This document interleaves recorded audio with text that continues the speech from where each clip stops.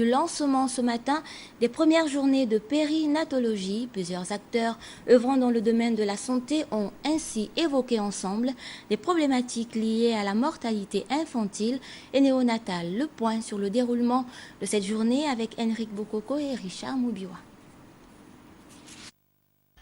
Évaluer la fréquence des évacuations obstétricales et déterminer les facteurs aggravant le pronostic materno-fœtal, telles sont les tonalités qui se dégagent de ces premières journées nationales de périnatologie. Des assises qui ont pour but essentiel d'identifier les besoins en formation médicale continue, en échographie obstétricale des prestataires. Dans notre pays, une femme sur 20 peut mourir en accouchant. Cependant, chaque acteur, à savoir les décideurs politiques, les partenaires au développement, les personnels de santé, sont convaincus, à tort ou à raison, de faire mieux, de faire ce qu'il faut pour mieux prendre en charge les femmes.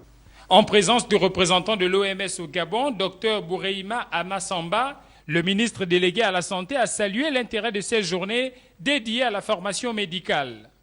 C'est l'occasion pour moi de vous rappeler l'importance qu'attache le gouvernement de la République à la santé de la mère et de l'enfant. En effet, les mortalités maternelles et infantiles et néonatales demeurent une préoccupation majeure, surtout au niveau continental.